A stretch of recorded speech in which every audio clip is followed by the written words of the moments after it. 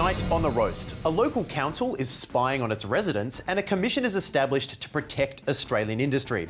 But first, Kevin Rudd has said that if he's re-elected, he plans to call a referendum to recognise Indigenous Australians in Australia's constitution.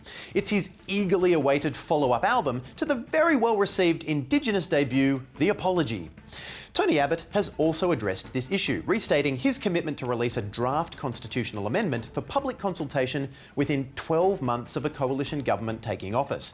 But 1 year wasn't quick enough for Rudd, who promised a referendum within 2 years of the election, saying, "No more delays, no more excuses." Even if the excuse is, "I'm just going to delay it 1 more year than Mr Abbott." Mr Rudd also called for a more bipartisan process with no more buck passing, before then saying, "Frankly, the ball lies in Abbott's court, it really does." So Rudd's not passing the buck, he's just passing a ball to Abbott, a metaphorical ball which is filled with a ton of buck. And constitutional reform is just another bold move for the Prime Minister, whose ambition seems to know no bounds at the moment. Just this past week, he's ordered an intervention into New South Wales Labor, requested historic changes to the federal Labor Party, and now he's trying to fix Australia's founding document. He can't be stopped. On the agenda next week for Rudd, Australia's first interplanetary breeding program. Of course, referendums are traditionally heated and divisive issues in Australia. So to argue the merits, we'll turn now to Dave Ferrier and Sean Maguire for our first Roast Debate Live. The question for the Roast Debate Live is this: should the founding document of our country mention the people who've lived in this country for around 50,000 years? Opening first, David. Yes. Compelling. And in the negative, Sean. No, I agree. Excellent. Thank you, gentlemen. The Roast Live debate there, adding unnecessary stress to both our graphics and sound department. Well, Nick Richardson has been studying up on the Australian Constitution, and we'll cross to him now for his analysis.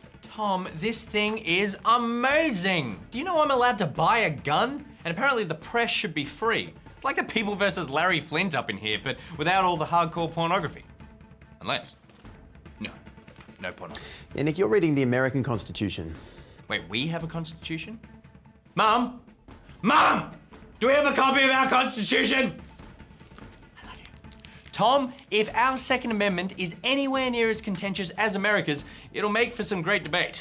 Here we go. Australia's Second Amendment. The power of the Commonwealth to take over pre-existing state debts to debts incurred by a state at any time. Okay, the next one would be better. Amended Section 72 to create a retirement age of 70 for judges in federal courts. Right, so this constitution is super lame, Tom. Say what you will about Americans clinging to theirs, at least they know what's in it.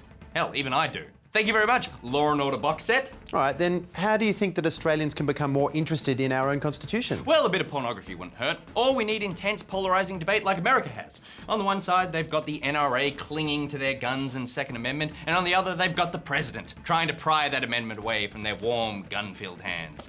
But here in Australia, Kevin Rudd just says, we're committed to now rolling out the constitutional recognition for the first Australians, and Tony Abbott's all like, I want this to go ahead. What the hell kind of debate is that? One where both sides of politics can't agree on how soon to do the right thing. Yeah, super lame. Next up tonight, an ongoing story concerning the sinister acquisition of private telecommunications data by a mysterious government body. Yes, if NSA stands for Wyndham City Council.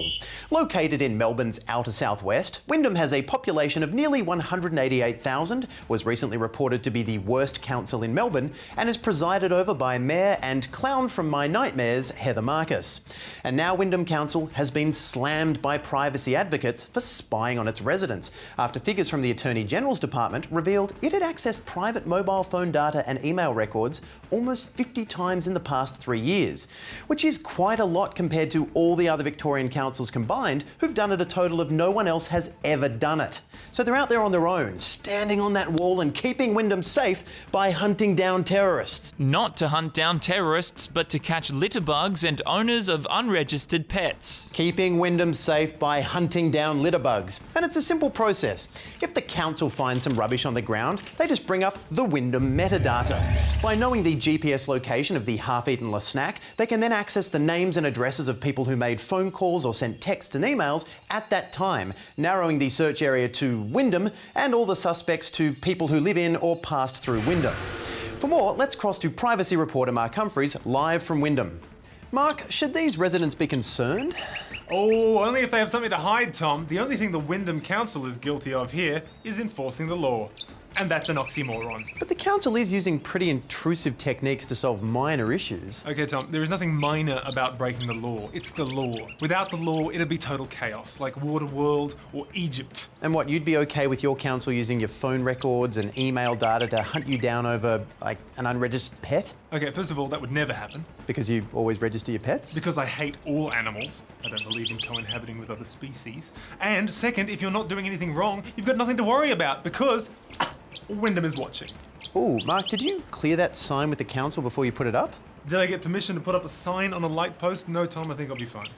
Well, according to Wyndham Council, you're not allowed to put up unauthorised advertising. Hey? Yeah, no, it's one of the things Wyndham Council's using the data for, to find people doing exactly what you're doing right now. But I'm not a criminal. Boy, you're the one who's been putting up these signs. Oh, no, we're on the same team. I hate pets too. Keeping Wyndham safe. For more on how this is affecting other residents, let's cross to another Wyndham local, Clark Richards. I think it's ridiculous. Wyndham City Council is treating us like criminals. Council laws aren't real laws, that's why people break them. Suddenly Wyndham Council is making these inconsequential laws count and it's ruining my life. I mix my paper and plastic recycling together and the council have been trying to get me all week. We've got you surrounded. We know about the bins. Sweet baby Jesus, they tracked us down. And we have it on good authority you're harbouring an unregistered dog. That's you, Ruby, my unregistered dog. Clark, this seems like a heavy-handed way for the council to deal with wheelie bins and some dog. Ruby, look at me, okay? You'll always be my schmookie, yeah? Hey, look at me, don't eat chocolate. Hand over the unregistered schmookie. Never! That is one overly funded council. Finally tonight, the federal government has announced a $24 million anti-dumping commission designed to combat imported goods being sold at super cheap prices and undercutting our local industry. Now, the commission was primarily set up to make it easier and cheaper for local producers to raise claims, and that's a good thing because Australia's just having no luck dumping produce that we have an abundance of. Things like wide open spaces, deadly animals and Dado Brothers. But on the other hand, $24 million is a lot of money just for one commission, especially since I'm pretty sure we could find one in Chinatown for half that, and they'd throw in a cool t-shirt. For more, let's cross to our cheap imported foreigner, Jazz Twemlow. Jazz, why would Australians buy foreign products over local ones? Well, the problem for Australian farmers is that when you're in a supermarket, the foreign produce sounds so exotic and exclusive, and if it's actually cheaper than the local stuff, it's pretty hard to resist. I mean, how do I choose which one to buy? Where are you from? Hey mate, I come from Wagga Wagga. I'm a little bit dear so I can give Aussie farmers a good livelihood. Tastes good, but... Okay, and how about you? I am a fragrant bergamot orange from the verdant hills of Calabria, Italy. I am so delicious and enticing, and I'm very affordable. Wow, Italian orange, you sound so sophisticated and elegant. Sorry, Australian orange. Stuff you, mate. No, just genetically modified fruit. It's weird. Jazz, how do we get people to buy local? Well, we need to rebrand the local. I'm in Woy Woy at the moment, home of the not very appetizing sounding Woy Woy oyster. But what if we change the name of Woy Woy to the South of France? Locally produced oysters shipped straight from the south of France. Sounds good, doesn't it? It sounds illegal.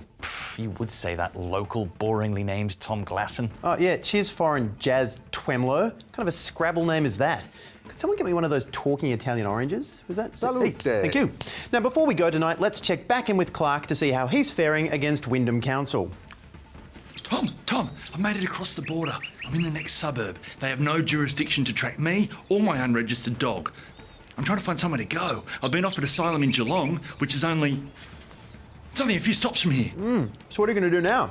Well, Wyndham has applied to have me extradited, but I'm pretty sure this bus stop is international soil. Mark Humphreys, you're fleeing too. What did you do? Yeah, I put up an unauthorised sign and they treated me like a criminal. What about you? Oh, I haven't registered this dog. Ah, he's here! I'm sorry, Clark, I struck a deal. I want to go home. Go! Thanks, Clark. This talking Italian orange is delicious. Hey, no littering. What? The studio's not in Wyndham. You have no jurisdiction. And only buy Australian oranges. Good night.